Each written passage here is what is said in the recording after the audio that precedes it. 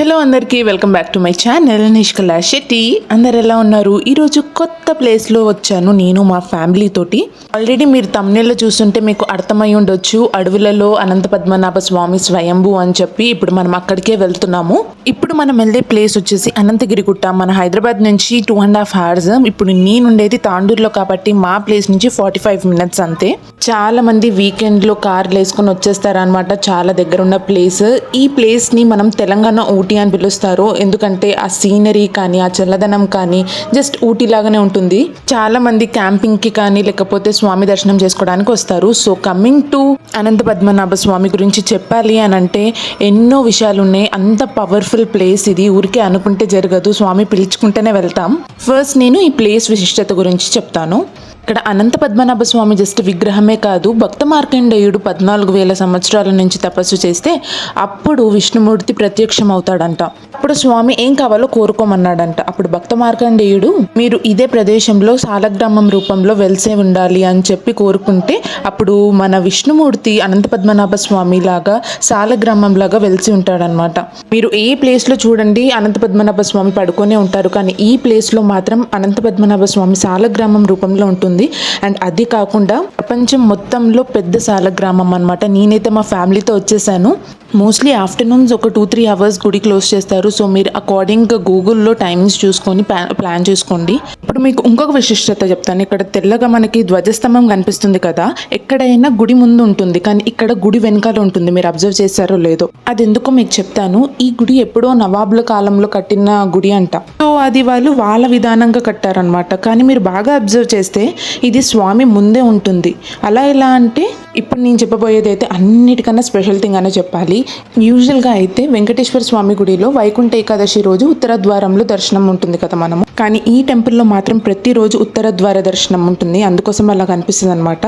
ఇప్పుడు ఈ గుడి లోపలికి వెళ్ళాలి అని అంటే ఈ గుహ లోపల నుంచి వెళ్ళాలి. భక్త మార్కండేయుడు చేసిన తపస్సు ఈ గుహ లోపలనే అనమాట. లోపల ఫోన్ నాట్ అలౌడ్ కాబట్టి తీయట్లేదు. స్వామి దర్శనం చేసుకోవాలంటే 2 కళ్ళు సరిపోవు. స్వామిది సాలగ్రామం ఉంటుంది కదా, దాని మీద అనంతమైన శంకు చక్రాలు ఉంటాయంట. అందుకోసం అనంత పద్మనాభ స్వామి అని అంటారు. ఈ ప్లేస్కి హైదరాబాద్ ఇంకా చుట్టుపక్కల గ్రామాలే కాకుండా మహారాష్ట్ర, కర్ణాటక నుంచి చాలా మంది వస్తారంట. మనం బయటకు వచ్చిన తర్వాత అనంత పద్మనాభ స్వామి పడుకున్నట్టు కూడా దర్శనం చేసుకోవచ్చు అనమాట. కానీ ఇది స్వయంభూ కాదు, జస్ట్ బయట పెట్టారు. అండ్ అక్కడ కూర్చోడానికి కూడా చాలా ప్లేస్ ఉంది. మనం చాలాసేపు కూర్చోవచ్చు. అండ్ అక్కడ ప్రసాదం కూడా పెడతారు అనమాట. లడ్డు ఇంకా పులిహోర మనం కొనుక్కోవచ్చు. అండ్ ప్రైస్ కూడా చాలా రీజనబుల్గా ఉంటుంది. మొత్తం సిటీ అవుట్స్కర్ట్స్లో చాలా చెట్ల మధ్య నేచర్ మధ్యలో ఉన్న గుడి. ఇది కంపల్సరీ చూడాల్సిన టెంపుల్. ఇంకా హైదరాబాద్ వాళ్ళు అయితే అస్సలు ఆలోచించకుండా వెళ్ళొచ్చు. Just 2.5 hours journey. ఇంకొక స్పెషల్ థింగ్ ఉంది, అది ఎందుకంత స్పెషల్ అని కూడా చెప్తాను. దానికన్నా ముందు ఇక్కడ ముచ్చుకుందా నది అనే ఒక నది పుట్టిందనమాట. అది హైదరాబాద్కి వెళ్ళేసరికి దాన్ని మనం మూసీ నదిగా ఇప్పుడు పిలుస్తున్నాం కదా, దాన్ని ముచ్చుకుందా నది అనేది ఈ ప్లేస్ నుంచే పుట్టింది. మీకు మాత్రం ప్రశాంతత కావాలంటే ఈ ప్లేస్ని కంపల్సరీ విజిట్ చేయాల్సిందే. దీన్ని అనంతగిరి హిల్స్ అంటారు, మీకు ఒకవేళ ఇన్ఫర్మేషన్ కావాలి అంటే. అండ్ చెప్పాను కదా, లడ్డు ప్రసాదం అక్కడ కౌంటర్లో దొరుకుతుంది. Just 10 rupees. టేస్ట్ మాత్రం చాలా బాగుంది. పులిహోర కూడా ఉంటుంది అనుకుంటా.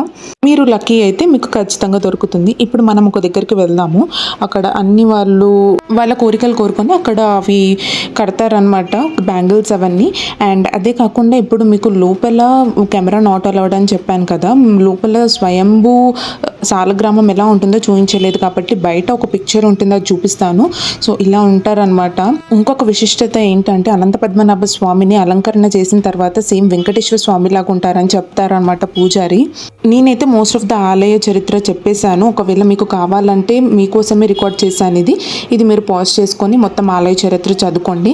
మీరు అనంత పద్మనాభ స్వామిని చూసే కన్నా ముందు ఇది చదువుకొని వస్తే అది ఆ ఫీలింగే డిఫరెంట్ ఉంటుంది. అందుకోసమే నేను ఏదైనా ప్లేస్కి వెళ్తే దాని విశిష్టత కానీ చరిత్ర కానీ తెలుసుకొని వెళ్తే ఆ ఫీలింగే డిఫరెంట్ ఉంటుంది కదా. అదే కాకుండా మనకి ఆ ప్లేస్ ఇంపార్టెన్స్ కూడా మనకు అర్థమవుతుంది. అండ్ మనం ఇప్పుడు ముందుకు వెళ్ళిపోదాము. ఇక్కడ అనంత పద్మనాభ స్వామియే కాకుండా మనం కొంచెం మెట్లు దిగి కిందికి వెళ్ళామనుకోండి, అక్కడ శివుడు కూడా ఉంటారు. అక్కడ కూడా శివుడు స్వయంభే అన్నమాట. అభిషేకం చేసుకోవచ్చు మంచిగా. ఇక్కడ మొత్తం అడవి మధ్యలో ఉంటుంది కదా, ఇక్కడ చాలా మంది ఈ గుడి నుంచి ఇంకా కొంచెం ముందుకెళ్తే వ్యూ పాయింట్స్ కూడా ఉంటాయి అన్నమాట. అక్కడ ఫొటోస్ తీసుకుంటారు. అండ్ ఇప్పుడు బాగా ఫేమస్ అయిపోయింది, హైకింగ్ అవన్నీ చేస్తున్నారు అనమాట. ఇది మేము ఎప్పుడు ఇంటర్లో అవుటింగ్కి వచ్చినప్పుడు చూసేవాళ్ళము. అనంతగిరి గుట్ట కార్లో వెళ్ళేటప్పుడు మధ్యలో స్టాప్ చేసుకొని కంపల్సరీ విజిట్ చేసేవాళ్ళం అనమాట. ఎన్ని ఇయర్స్ నుంచో వెళ్తున్నాము. ఇప్పుడు బాగా అనంతగిరి హిల్స్ అంటే బాగా ఫేమస్ అయ్యింది. చాలామంది యూత్ జస్ట్ క్యాంపింగ్కి లేకపోతే నేచర్ ఎంజాయ్ చేయడానికి వస్తున్నారు, కానీ కొంతమంది ఈ గుడికి కూడా వెళ్తారు. బట్ ఈ గుడి ఇంత ప్రత్యేకత ఉంటుంది అని తెలిస్తే ఎవ్వరు మిస్ అవ్వరు. సో మీరు హైదరాబాద్ నుంచి వస్తే వీకెండ్లో ఈ గుడిని దర్శనం చేసుకున్న తర్వాత ఇక్కడ నుంచి మీరు హైకింగ్ కానీ లేకపోతే అక్కడ ట్రెక్కింగ్ ఉంటుంది అండ్ క్యాంపింగ్ కూడా మీరు 1 day స్టే అలా చేయొచ్చు. అక్కడ రిసార్ట్స్ కూడా ఉన్నాయి. సో మీ స్టేని మీరు ప్లాన్ చేసుకోవచ్చు. ఇక్కడ జాతర కూడా జరుగుతుంది, చాలా బాగా సెలబ్రేట్ చేస్తారనమాట. దేవుణ్ణి కూడా తిప్పుతారు మంచిగా. ఈ టెంపుల్ చాలా పురాతనమైన టెంపుల్, చెప్పాం కదా నవాబ్ల కాలం నుంచి ఉంది, అందుకోసం కట్టడం అలా ఉందని చెప్పారు పూజారి కూడా. ఏంటి అని అంటే మోస్ట్లీ రీకన్స్ట్రక్ట్ చేశారు, మొత్తం పడగొట్టి మళ్ళీ చేయించారు అనమాట బయట రీకన్స్ట్రక్షన్. కానీ మన శిఖరం ఒకటి అలానే పెట్టారు. అండ్ ఉత్తర ద్వార దర్శనం అయితే ప్రతిరోజు ఉంటుంది. మనం ఒక్కరోజు వైకుంఠ ఏకాదశి రోజు ఉత్తర ద్వార దర్శనం వెళ్తేనే మనకు మోక్షం అనుకున్నాం, ఇక్కడ ప్రతిరోజు మోక్షమే. ఇప్పుడు మనం కిందికి వెళ్తున్నాము అండ్ ఇక్కడ 2 పిల్లలు ఉన్నారు కదా, అక్క తమ్ముళ్ళు, వీళ్ళని చూసి బుద్ధి తెచ్చుకోమంటున్నాం తమ్ముడికి. వాళ్ళు చూడు ఎంత మంచిగా ఉన్నారో, నేర్చుకో చూడు ఎంత మంచిగా. అక్కడి నుంచి మీరు ఒకవేళ తెలియదంటే వాళ్ళు ఎవరికైనా అడిగినా చెప్తారనమాట. కొన్ని స్టెప్స్ ఇలా కిందికి దిగితే ఇక్కడ మనకి గుండం ఉంటుంది, కోనేరు అంటారు, గుండం అని అంటారు. ఇది చాలా విశిష్టమైనది, ఎందుకో కూడా చెప్తాను. అక్కడ ఒక హనుమంతుడు, అదే ఆంజనేయ స్వామి ఉంటే మా డాడీ జామకాయ ఇస్తా అని చెప్తే నేనైతే భయపడ్డాను ఇవ్వడానికి. మా డాడీ వెళ్ళి ఇచ్చాడు అనమాట, మంచిగా తినింది అదైతే. ఈ గుండం గురించి విశిష్టత చెప్పాలి అంటే భక్త మార్కండేయుడు స్వామికి అభిషేకం చేయాలంటే నీళ్ళు దొరకవంట. అప్పుడు దేవుణ్ణి కోరుకుంటుంటే ఇక్కడ కాశీ గంగా లాగా ప్రత్యక్షమయ్యి ఒక గుండం ఫామ్ అయ్యింది. సో ఇక్కడ స్నానం చేసిన కాశీ గంగలో స్నానం చేసిన సేమే అనమాట. అంత పుణ్యం ఉంటుంది, అంత విశిష్టత. ఇప్పుడు యాక్చువల్గా ఎక్కువగా క్లోజ్ చేసేసారు మొత్తం, అంటే మనం వెళ్ళి స్నానం చేసేంత లేదనమాట. ఇక్కడ వాళ్ళన్నీ ఇలా ఒక దాని మీద ఒకటి రాళ్ళు పెట్టి ఇలా పెట్టుకుంటే ఇల్లు కట్టుకోవచ్చు అని ఏదో ఉంటాయి కదా, అలా ఉందన్నమాట. సో ఇక్కడ మీకు చూపిస్తాను ఎలా ఉంటుందో. ఇదే అనమాట గుండం.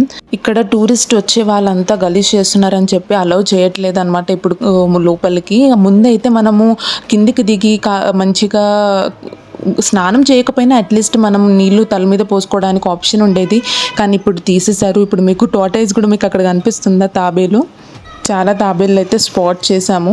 సో ఈ ప్లేస్లో అన్ని ప్రత్యేకతనే అనమాట, మొత్తం స్వామితో సహా, గుండంతో సహా, ఇంకా శిఖర దర్శనం కూడా. ఇది స్వయంభులింగం, మేము అభిషేకం చేసామని చెప్పాను కదా, ఇదే మొత్తం పూజారియే చేపించాడు అభిషేకం అంతా. మనం ఏం తీసుకోవాల్సిన పని కూడా లేదు, విభూతి అన్నీ ఆయన్నే ఇచ్చారనమాట. మనం 200 ఏమో పే చేయాలి.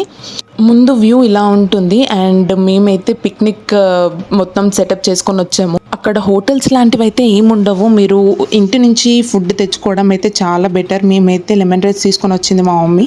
అక్కడ దగ్గరలో చెట్టు కింద మంచిగా కూర్చొని వనభోజనాలు ఉంటాయి కదా, అలా కూర్చొని మంచిగా తినేసాము. అప్పుడే ఆఫ్టర్నూన్ అయిపోయింది. ఒక పిక్నిక్ బ్లాంకెట్, మంచిగా ఫుడ్. మళ్ళీ మా మమ్మీ అయితే వేరే ఇద్దరికి, మా నలుగురికే కాకుండా ఇంకొక 2-3 ఎక్స్ట్రా తీసుకొని వచ్చింది అనమాట, కొంచెం సేవ చేసుకున్నట్టు అవుతుంది అని చెప్పి. మేమే కాకుండా చాలా మంది ఫ్యామిలీస్ ఉన్నారు చూడండి. సో అక్కడ ఐస్ క్రీమ్స్ అయితే దొరుకుతాయి. ఇప్పుడే ఐస్ క్రీమ్ తినేసి గేమ్ సెటప్ చేసుకున్నాము, చైనీస్ చెక్కర్. మంచిగా చెట్టు కింద మొత్తం పిక్నిక్ బ్లాంకెట్ లాగా ఇట్లా వేసుకొని చేసుకున్నాము. గేమ్ ఆడినప్పుడల్లా ఫస్ట్ మా మమ్మీ ఇంకా మేము ఆడుతున్నామని చెప్పే లోపలనే ఇది పెట్టేస్తుంది ఫస్ట్ ఛాన్స్. ఎవరు ఫస్ట్ పెడితే వాళ్ళు ఎక్కువ ఫస్ట్ విన్ అయ్యే ఛాన్స్ అని. ఎందుకు పెట్టేసినావు అమ్మ అట్లా ఫస్ట్? ఇంకా మా డాడీ పెట్టేస్తున్నాడు సెకండ్. ఇప్పుడు నేను మా తమ్ముడు పెట్టాలి. ఇప్పుడు నా ఛాన్స్. ఇదిగా